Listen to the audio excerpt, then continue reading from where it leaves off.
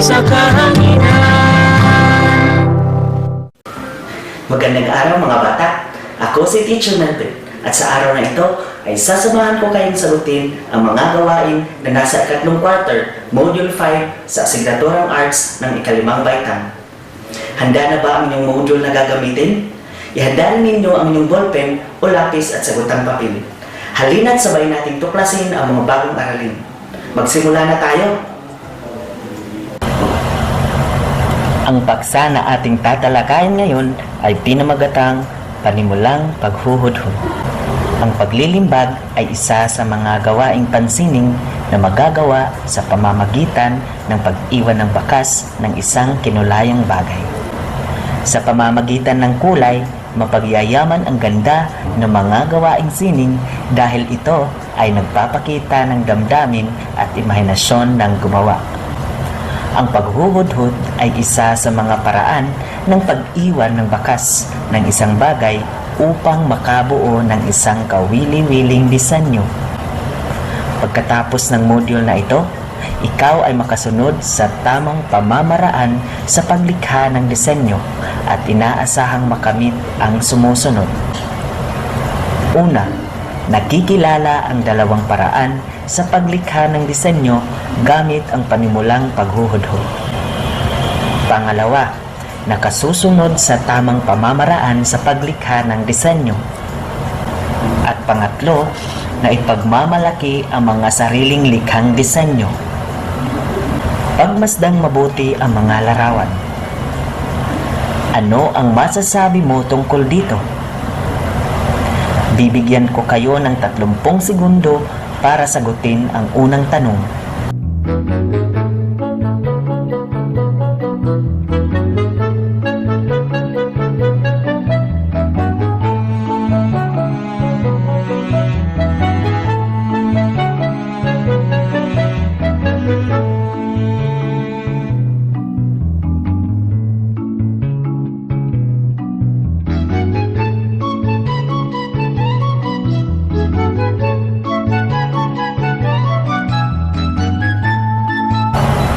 Magaling mga bata, ito ay disenyong nabuo mula sa bakas ng mga dahon.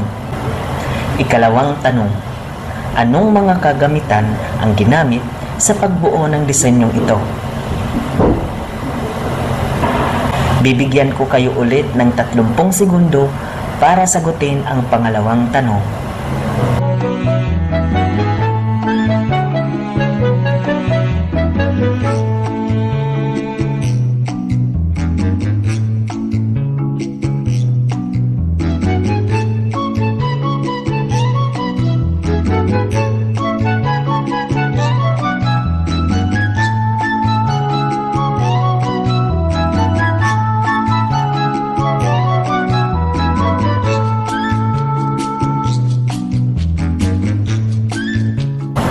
Magaling mga bata! Ang mga kagamitan na ginagamit sa pagbuo ng disenyong ito ay papel, dahon at krayola. Ikatlong tanong, paano ginawa ang disenyong ito?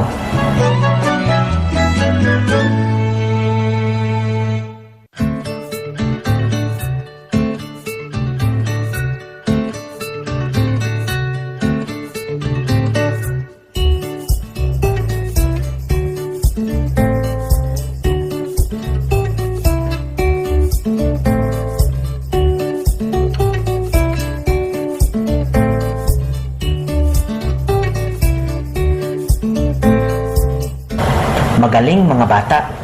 Ginawa ang disenyong ito sa pamamagitan ng paglagay ng dahon sa ilalim ng papel at ikuskos ang crayon sa papel ng mag-aaral. Ngayon ay pumunta tayo sa ikatlong pahina ng ating module. Ang paghuhudhud ay isa sa mga paraan ng pag-iwan ng bakas ng isang bagay upang makabuo ng isang kawili-wiling disenyo. May dalawang paraan sa paghuhudhud. Isa nito ay ang paglagay ng isang bagay o dahon sa ilalim ng papel at ihudhud ang krayola sa ibabaw ng papel upang makaiwan ng bakas. Ang pangalawa ay ang paglipat ng isang kinulayang disenyo sa ibang papel.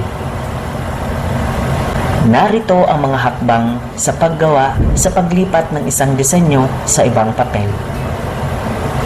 Una, linisin ang mesang paggagawan at lagyan ng lumang diaryo. Pangalawa, kunin ang dalang karton. Pangatlo, mag-isip ng sariling disenyo at iguhit ito sa karton. Pang-apat, kunin ang gunting at gupitin ang disenyong iginuhit sa karton. Pang-lima, ayusin ang disenyo sa ibabaw ng isang karton at idikit ito. Pang-anim, kulayan ito ng pintura gamit ang brush. Pang-pito, kumuha ng isang papel at ilagay ito sa ibabaw ng disenyo. Pang-walo, ihagod ng dahan-dahan hanggang sa mailipat ang disenyo sa papel. At pang-siyam, patuyuin at ipaskil ang natapos na gawain. Tumungo naman tayo sa ikalimang pahina ng ating module at sabay-sabay nating gawin ang mga gawain. Gawain 1. Kilalanin ang sinunod o paraang ginamit upang mabuo ang bawat disenyo. Bibigyan ko kayo ng 1 minuto para sagutin ang mga katanungan sa gawain 1.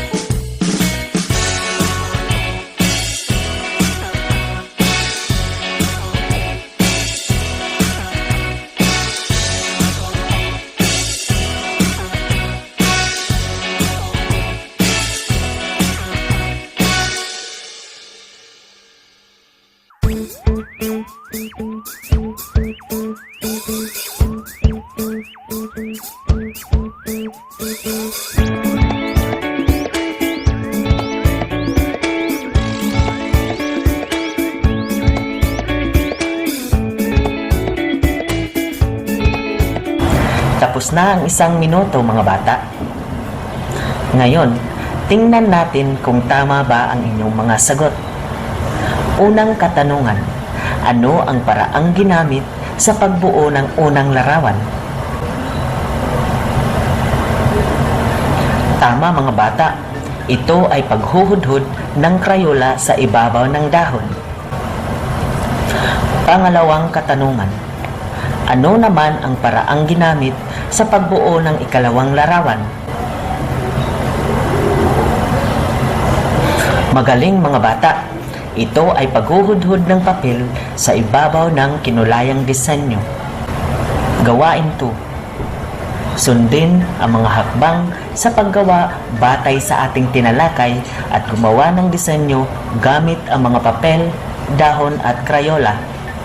Tingnan mo muna ang rubrics para sa mga kaukulang puntos.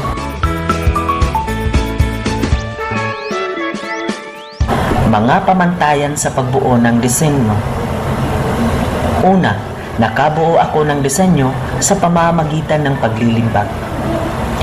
Pangalawa, nagamit ko ang kulay ayon sa katangian nito. Pangatlo, nakagawa ako ng mag-isa. Pang-apat, na ipakikita ko ang pagiging maingat sa mga kagamitan. At pang-5, nakatapos ako ng gawain sa inilaang oras. Lagyan ng check ang column ayon sa pamantayan sa pagbuo ng disenyo. Kung ikaw ay nakasunod sa pamantayan ng higit sa inaasahan, nakasunod sa pamantayan subalit may ilang pagkukulang, o hindi nakasunod sa pamantayan. Pagkatapos ninyong gumawa ng disenyo gamit ang mga papel, dahon at Crayola sa inyong bahay, ay sagutin ang mga sumusunod na katanungan. Una, ano ang nabuo mong disenyo? Pangalawa, anong mga kagamitan ang ginamit sa pagbuo ng disenyong ito? At pangatlo, nasunod mo ba ng wasto ang mga hakbang sa pagbuo nito? Gawain 3. Bilang mag-aaral, paano mo maipakikilala sa ibang tao ang iyong sariling likhang disenyo? Bibigyan ko kayo ng 1 minuto para sagutin ang tanong na ito.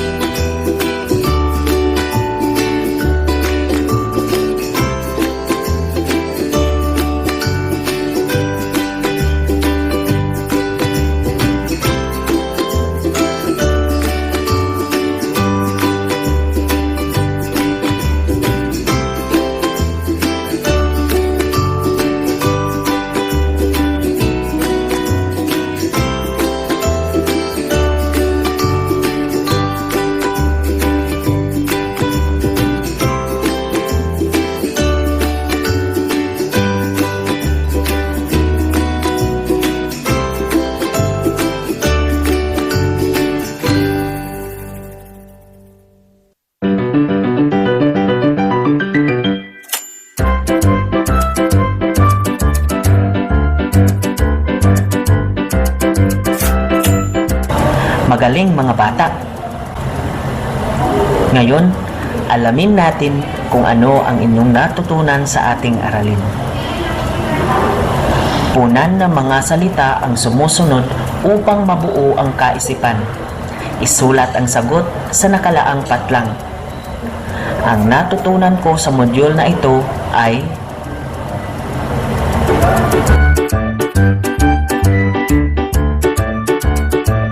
sana ay may natutunan kayo sa araw na ito.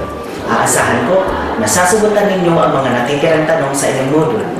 At dito nagtatapos ang ating pagtatalakay tungkol sa panimulang paghuhudlo.